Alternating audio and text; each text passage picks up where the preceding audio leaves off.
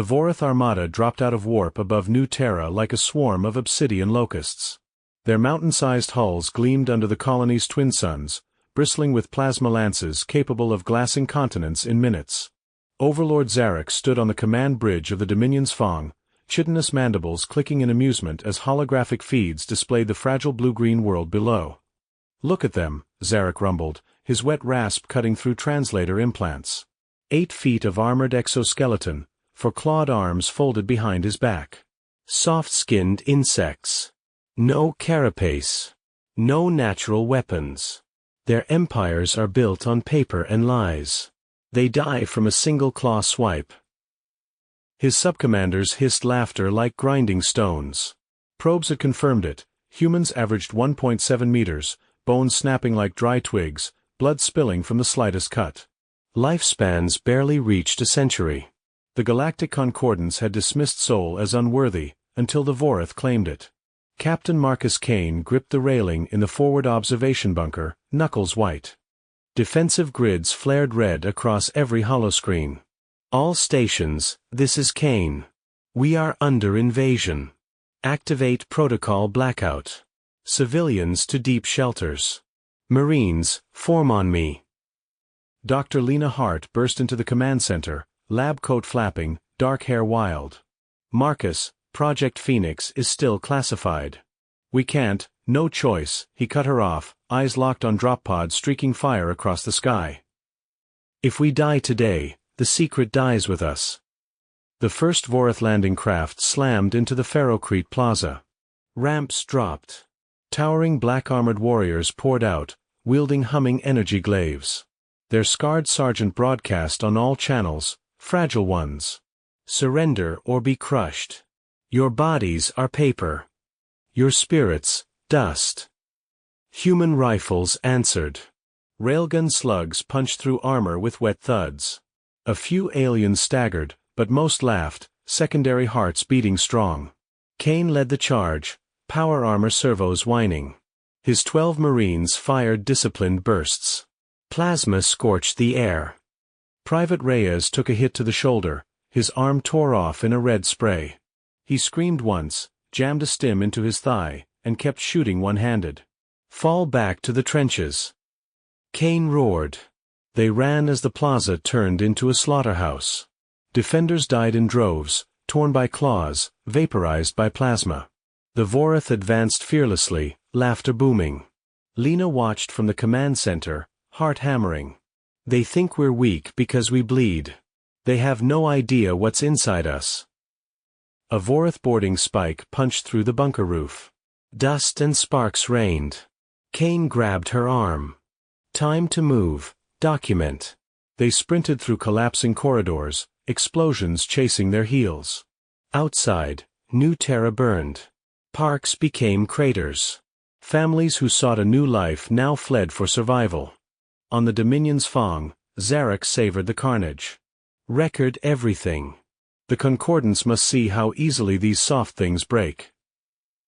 A junior officer reported with oily glee, "Overlord, their elite Marines last less than 3 minutes in close combat. One lost both legs and still crawled forward. Pathetic." Zarek clicked his mandibles. "Broadcast galaxy-wide. Let every species know the Vorath have claimed another fragile prize." Kane's squad reached the secondary line, trenches and automated turrets. Lena patched Reyes' stump with trembling hands while he growled, "I'll grow it back, document. Just give me a gun." Their eyes met. The secret burned between them, Project Phoenix. Nanites seeded in every colonist's bloodstream years ago, disguised as vaccines. Dormant until catastrophic trauma. Then they awoke, rebuilding flesh, knitting bone, flooding the body with endorphins and raw rage. Activation required near death. The Vorath were eager to provide it. A fresh wave of drop pods screamed down. Kane chambered around. "Hold the line." Plasma rained. Marines screamed and fell. Kane took a glaive slash across his chest plate, armor split, ribs cracked. Hot blood poured down his torso. He stayed on his feet. The Vorath sergeant loomed, raising the weapon for the kill. "Die, insect." Kane spat blood. Not today. Behind the lines, Lena triggered the emergency beacon, voice steady. Phoenix Protocol, full release on my mark. The sky above New Terra filled with more fire. And deep in the human genome, something ancient stirred awake. The colony fell in 6 brutal hours. What the Vorath left standing was rubble and ash. Overlord Zarek strode through the shattered plaza in full ceremonial armor, forearms clasped behind his back, savoring the scent of scorched flesh. His warriors dragged surviving defenders into steel mesh cages meant for far tougher species. Pathetic, Zarek declared to hovering drone cameras. These creatures bleed from scratches. Their leaders beg after one broken limb. Captain Marcus Kane hung chained in a cage beside Dr. Lena Hart, wrists locked above his head. His chest wound, crudely cauterized by alien tech, still burned raw. Pain throbbed through him, but the nanites were already moving, tiny sparks of heat-sealing microtears, rebuilding capillaries. He kept his face blank. Lena whispered through split lips, "Don't fight it yet. Let them think we're finished." Around them, captured Marines groaned. Private Reyes' severed arm was gone, the stump itched with hidden reconstruction under a bloody bandage. The Vorath hadn't noticed. In the ruins, guerrilla teams still fought. Sergeant Morales led a squad through collapsed habblocks, planting charges that took out 3 Vorath patrols. Each explosion bought time. Each death bought rage. Zarek's subcommanders reported with irritation. "The resistance has tripled, Overlord. Squads we vaporized reappear from the sewers, fighting harder." Zarek clicked dismissively. "Fear makes them desperate. Crush the last pockets by dawn." Kane watched a Vorath guard pace past their cage. "You laugh now," he muttered. "Wait until you see what we become when we have nothing left." Night fell. Lena worked her hidden wrist console, a coin-sized data slate. She pinged remaining Phoenix cells, activate on lethal threshold. Pain is temporary. Life is not. The Vorath dragged Reyes out first for interrogation. They peeled his skin in strips, demanding weapons caches. Reyes laughed in their faces. The nanites surged. Blood vessels closed almost instantly. Tissue rebuilt before the interrogator's eyes, though the dim light hid the worst of it. The alien tossed him back, disgusted. "Even their screams are weak." But Zarek's science cast watched via remote feeds. One tilted its head. Anomaly in cellular activity. Minor. Probably stress. Kane clenched his jaw as nanites knitted his own cracked ribs. It felt like fire ants under his skin, burning, itching, relentless. Sweat poured down his face. He bit back a groan. Lena's voice was steel. "They think pain breaks us. They don't understand it forges us." Dawn brought another assault. Human guerrillas struck the main landing zone with captured plasma rifles jury-rigged to explode after 3 shots. Sacrifice after sacrifice. The Vorath laughed at the suicide tactics until their dropships fell from the sky in fireballs. Kane and Lena were moved to a forward command post for special processing.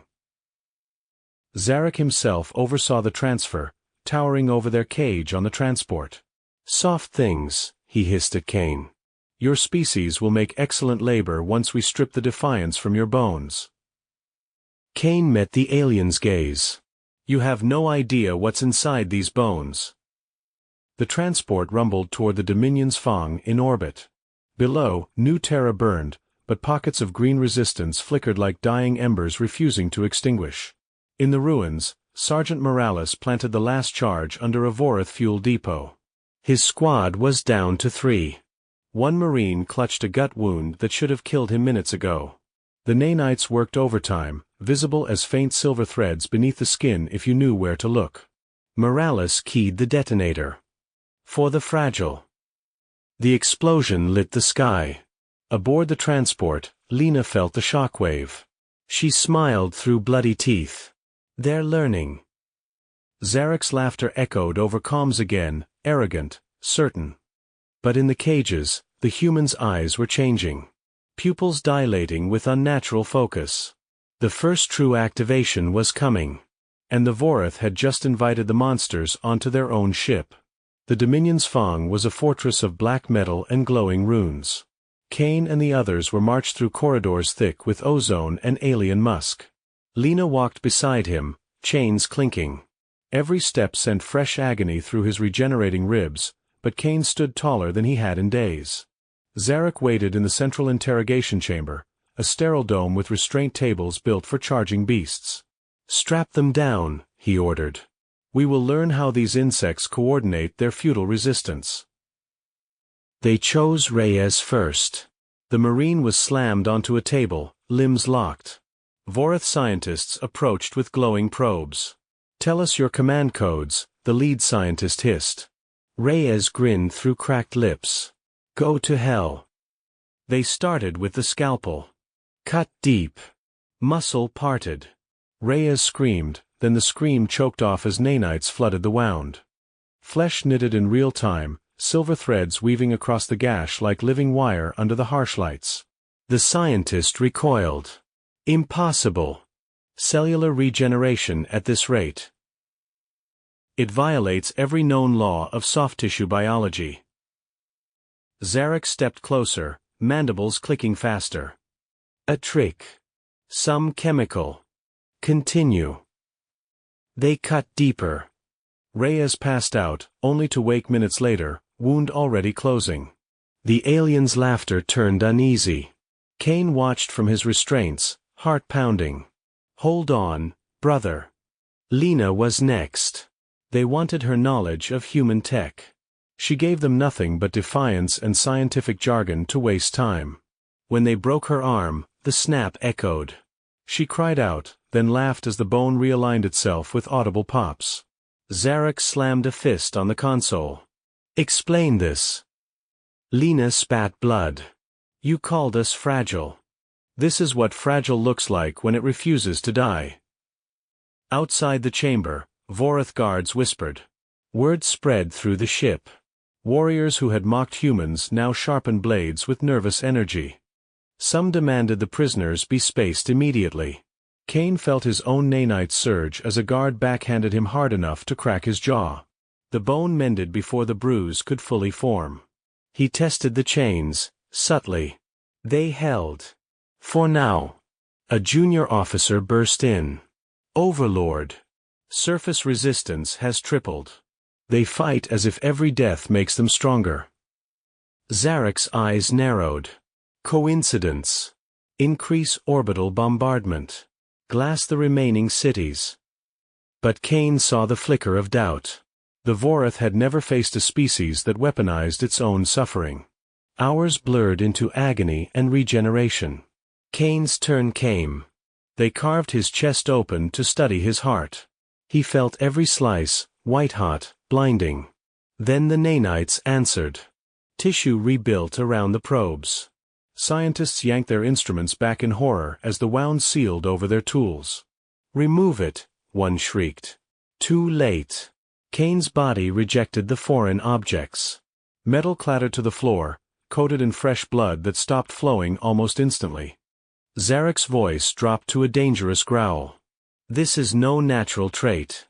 What have you done to yourselves?" Kane's smile was bloody and terrible. "We evolved. You just never gave us a reason to show it before." Alarms suddenly wailed across the ship. Guerrilla strike teams, smuggled aboard in the chaos, had reached the engine decks. Explosions rocked the Dominion's Fong. Lena met Kane's eyes. "Now." The restraints were built for stronger species, but not for humans whose bodies were rewriting themselves mid-fight. Kane flexed. Muscles tore and healed in the same heartbeat. Chains snapped. Chaos erupted. Vorath warriors charged in. Kane grabbed a fallen energy glaive, reversed it, and drove it through the nearest guard's thorax. The alien gurgled in shock as its own weapon killed it. "Phoenix is live!" Lena shouted, breaking her own restraints with newly mended arms. The squad fought like demons, wounds closing faster than the aliens could inflict them. Reyes tackled a scientist, headbutting until chitin cracked, his missing arm already sprouting bone and sinew. Zarek roared and fled the chamber, summoning reinforcements. "Kill them all.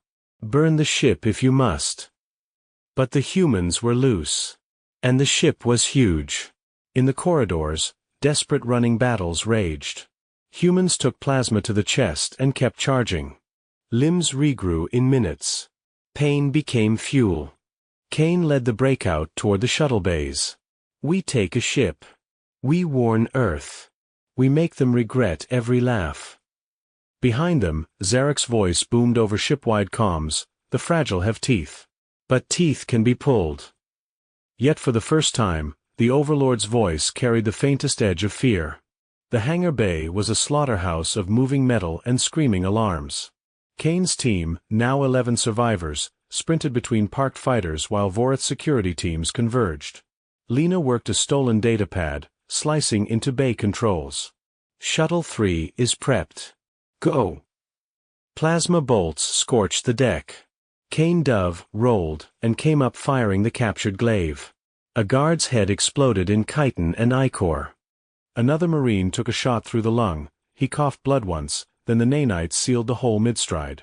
The Mun kept running, eyes wild with impossible survival.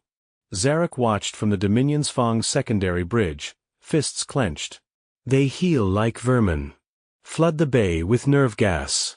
If they regenerate from that, we will study the corpses." Yellow fog billowed from rolling canisters. Humans dropped, choking, then rose again, eyes streaming, skin blistering and healing in waves.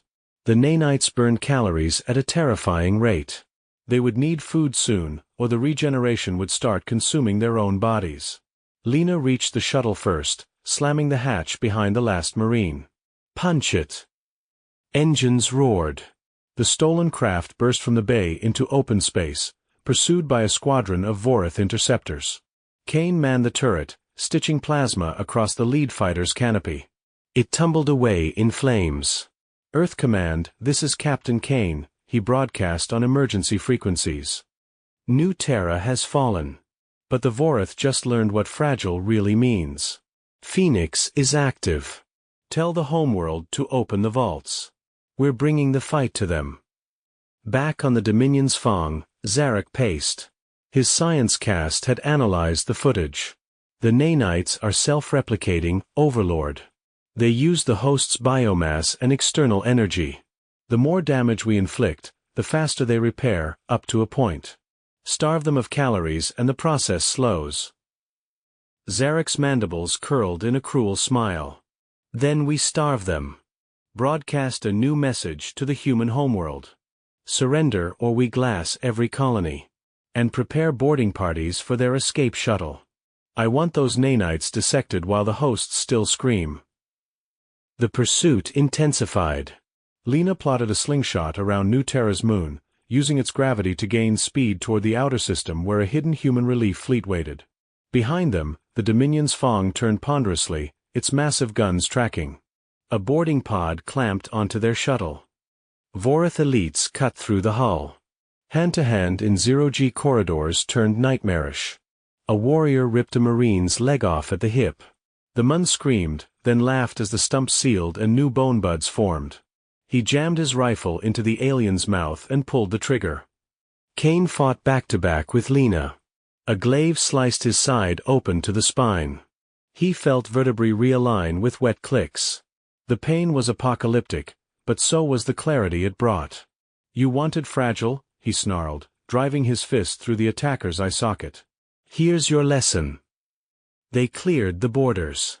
The shuttle limped onward, leaking atmosphere, but the nanites even helped there, sealing microbreaches with emergency biomass patches.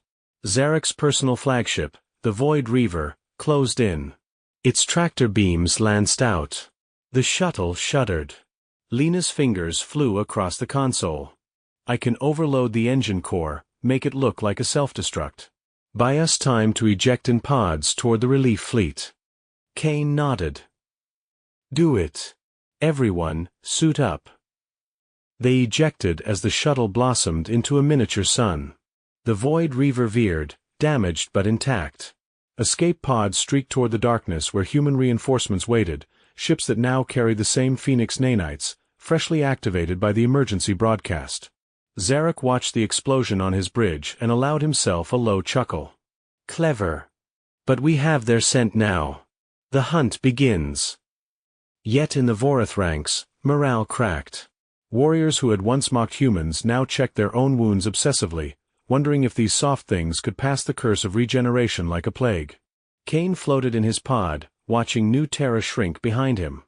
His body burned with the effort of constant repair. He was starving. They all were. But the fire in his eyes was brighter than any plasma bolt. "Run all you want, Zarek," he whispered. "We regenerate. You don't." The human relief fleet, Task Force Phoenix, emerged from the outer asteroid belts like wolves smelling blood.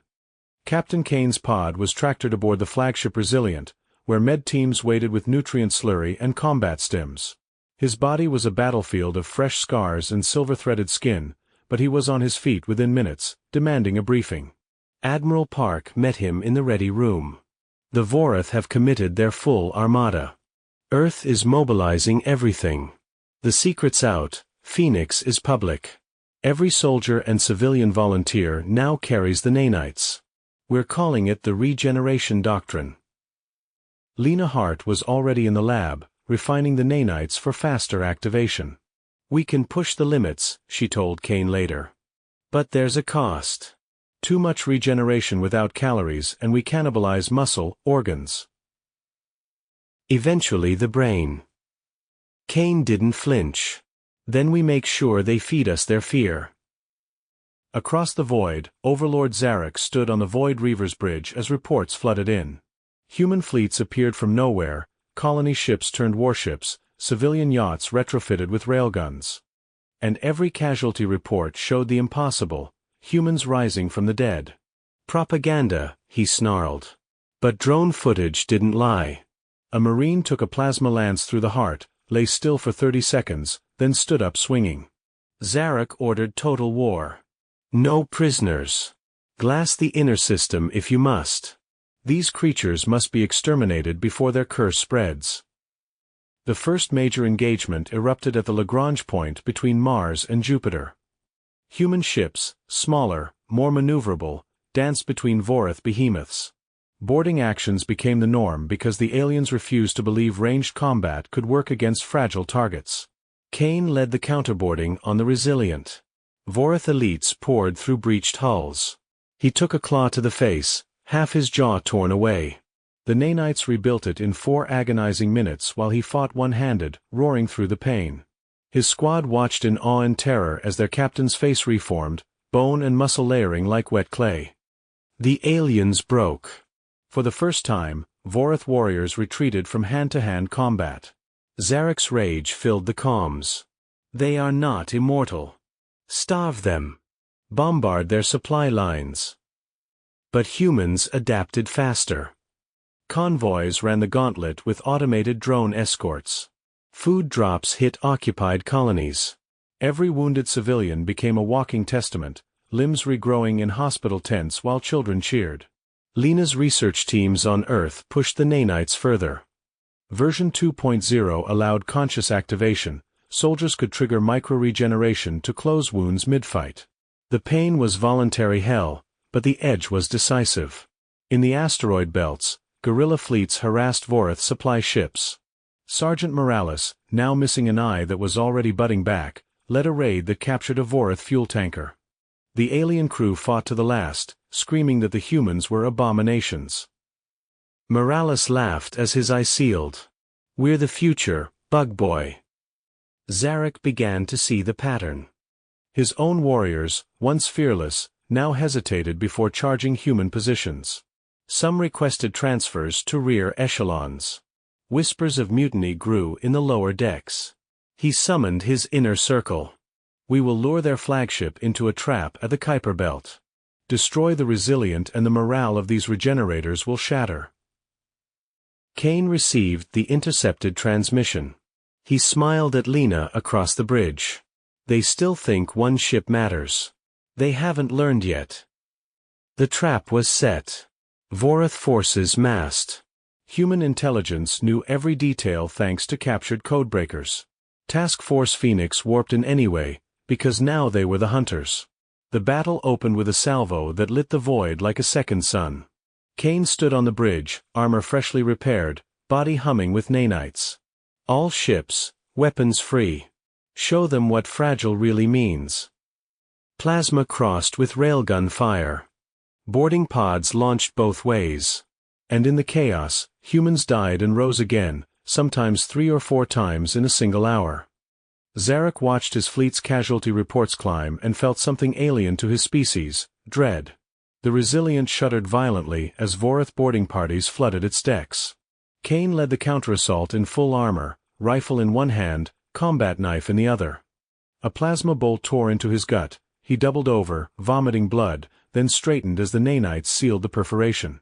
The pain was white fire, but it sharpened his focus to a razor's edge. "Push them back," he roared.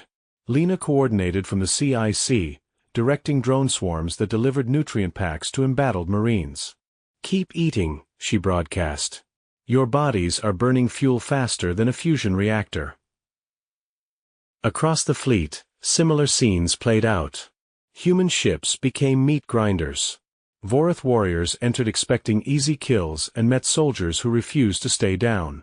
One Marine lost both arms. He headbutted aliens until reinforcements arrived, nanites sprouting new limbs like grotesque flowers.